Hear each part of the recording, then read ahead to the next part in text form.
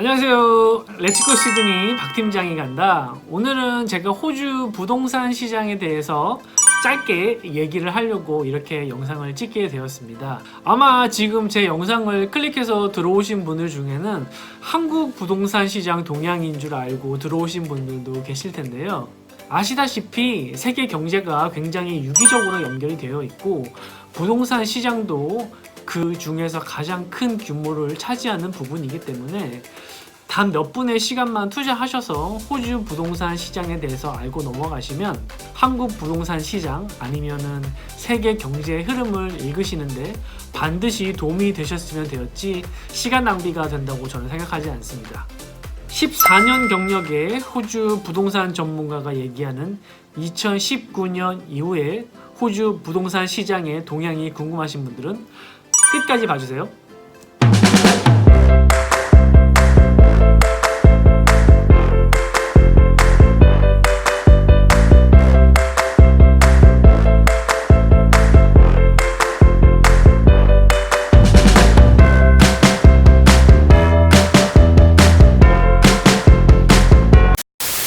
호주 부동산 시장은 정말 간단하게 말씀을 드리면 2017년 중후반부까지 정말 엄청나게 호황이었습니다. 2010년 정도부터 부동산 시장이 활성화가 되기 시작하면서 2013년부터 본격적으로 가격 상승이 일어나면서 2016년, 2017년 중반부까지 가격이 정말 최고로 올라서 피크를 찍었다고 말씀을 드릴 수가 있는데요. 가격이 2배 정도 오른 매물들도 정말 쉽게 볼 수가 있었고요. 그리고 정말 어디가 끝인가 모를 정도로 계속해서 가격이 상승했던 적이 있었습니다. 에이전트인 제가 생각하기에도 이제 가격이 다 오르지 않았나? 오를 때까지 오르지 않았나? 라는 생각이 들면 그거를 넘어서서 가격이 더 오르는 그런 일들이 2016년, 2017년도에 많이 일어났다고 말씀을 드릴 수가 있습니다.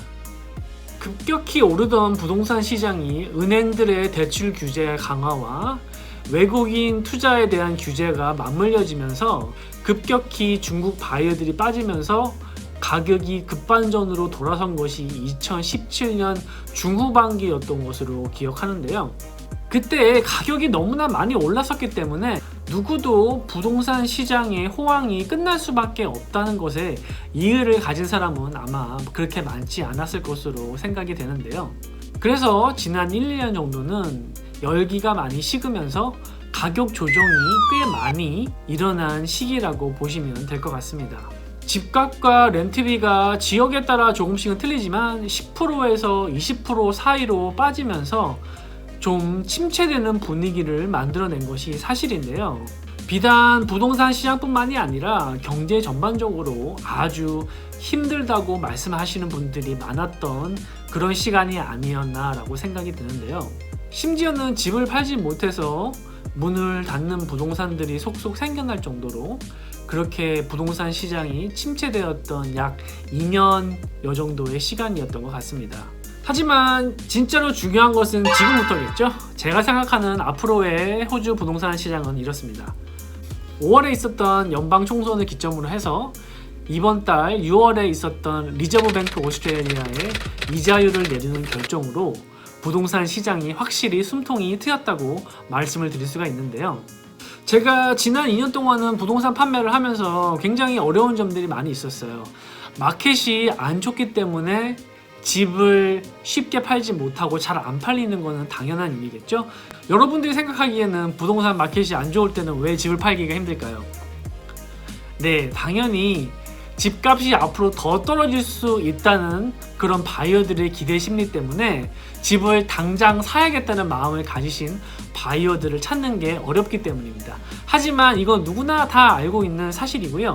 제가 마켓에서 집주인분들이랑 바이어분들을 매일매일 만나면서 느낀 점 중에서 집을 팔기가 진짜 어려운 점 중에 하나는 지금 현재 마켓 밸류, 그 집의 마켓 시세가 집주인분들이 알고 계셨던 혹은 기대하고 계시던 가격과 차이가 너무 심하게 떨어졌기 때문에 집주인분들이 그거를 받아들이시기가 굉장히 힘드세요. 일반적으로는 마켓이 좋아지거나 마켓이 안 좋아지면 바이어분들은 거기에 굉장히 민감하게 반응을 하시고요.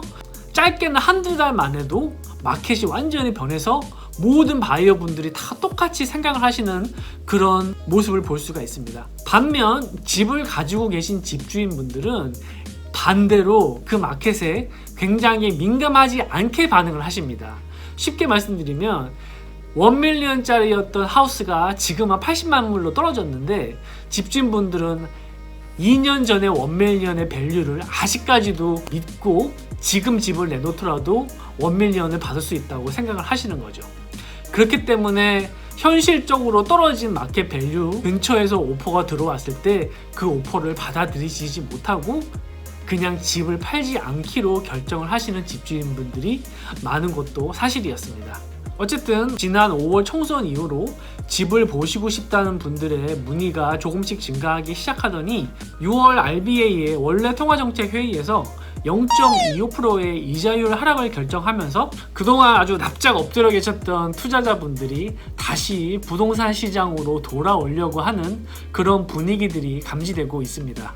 단편적인 예를 들어드리면 2019년도 초부터 4월까지는 전화 문의는 거의 없고 일주일에 프로퍼티 하나당 두세 건 정도의 이메일 문의만 들어오던 게 3월, 4월 마켓이라면 5월에 접어들면서 이메일 문의도 프로퍼티 한 건당 10몇 개가 들어오고 지금 6월에는 프로퍼티 하나당 전화 문의도 일주일에 3, 4건씩 들어오는 그런 마켓으로 지금 조금씩 바뀌어가고 있습니다. 지금 아프라에서 6월 중에 대출 규제를 좀 더 완화해서 모기지를 더 많이 빌릴 수 있도록 하겠다고 이야기를 해둔 상태이기 때문에 이것이 만약 현실로 일어난다면 부동산 시장에 활력소를 불어넣는 일로 작용할 것으로 생각을 하고 있습니다. 다만 일부에서는 부정적인 시각도 있는데요. 이제 안정세로 들어설 것 같던 호주 시장에 다시 버블을 불러오고 마크로 프루덴셜 레귤레이션, 즉 거시 통화 정책에 위배되는 일이라고 의문을 제기하는 사람들도 있는 것도 사실입니다. 하지만 2019년이 호주 부동산 시장의 바닥이고 앞으로는 다시 올라갈 일만 남았다는 것에 대해서는 반대하는 사람들이 그리 많지 않은 것으로 보입니다. 하지만 지난 2년 동안의 가격의 하락세가 굉장히 꾸준하게 나타났기 때문에 갑자기 급반전으로 돌아서기에는 시간이 좀 더 걸릴 것 같다는 게 제 생각인데요. 지금 주변에 급하게 가격이 다시 오르기를 바라시는 분들이 많이 있습니다. 하지만 제 생각에는 가격이 급반전세로 돌아서기에는 아직까지 좀 불확실한 요소들이 많이 있기 때문에 조금 더 여유를 가지시고 마켓을 지켜보시는 게 좋을 것 같다는 게 제 생각인데요. 제가 생각하기에는 2020년도에는 회복세가 확실히 나타날 것 같고요. 2021년, 2022년을 지나서 꾸준하게 상승세로 이어져서 2023년을 기점으로 해서 확실히 부동산 시장이 다시 살아나지 않을까라는 생각을 한번 해봅니다.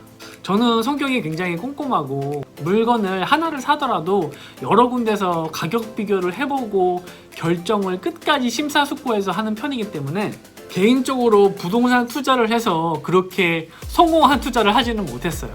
하지만 제가 부동산을 판매를 하고 제 주위에 있는 제 고객분들을 보면은 부동산 투자에서 성공하신 분들은 늘 남들보다 먼저 행동하시고 남들보다 빨리 판단하셔서 결정하시는 분들이 부동산 시장에서 좋은 결과를 얻으시는 것들을 많이 봐왔습니다.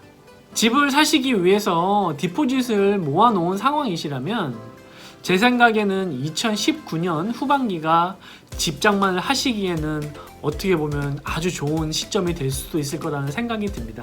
호주에서는 매주 토요일이 오픈데이예요. 그래서 토요일에 거의 모든 대부분의 부동산들이 토요일에 집을 보여주고 있고요.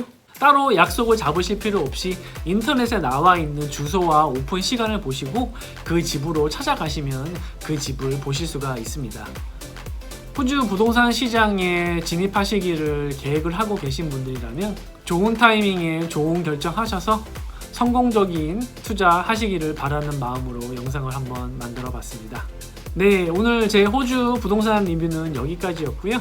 저는 호주에서 부동산 공인중개사 일을 14년째 하고 있으며 제 채널은 아주 조금의 부동산 이야기와 호주에 사시면서 아니면 호주에 오시는 분들이 가보시면 좋을 장소들도 소개를 해드리고요.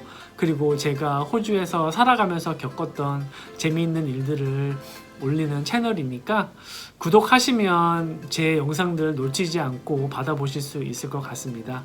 이 영상이 마음에 드셨다면 다들 가지고 계신 카톡의 단톡방들에 좀 공유 좀 해주세요. 저는 뭐 이렇게 인맥이 많은 편이 아니라 가지고 단톡방이 몇 개 없는데 한국에 계신 분들이라든지 아니면 호주에 계신 한국 분들은 다들 단톡방을 많이 가지고 계신 것 같더라고요. 거기에 단 몇 주만 투자하셔가지고 제 영상 공유 한번 해주시기를 부탁드립니다. 그 단톡방에 계신 분들 중에서 분명히 제 영상을 좋아해 주시고 제 영상에 도움을 받으시는 분들 반드시 있을 거라고 생각합니다. 네, 오늘 제 영상은 여기까지였고요. 끝까지 시청해주셔서 너무 감사합니다. 저는 다음번 영상으로 찾아오겠습니다. 감사합니다.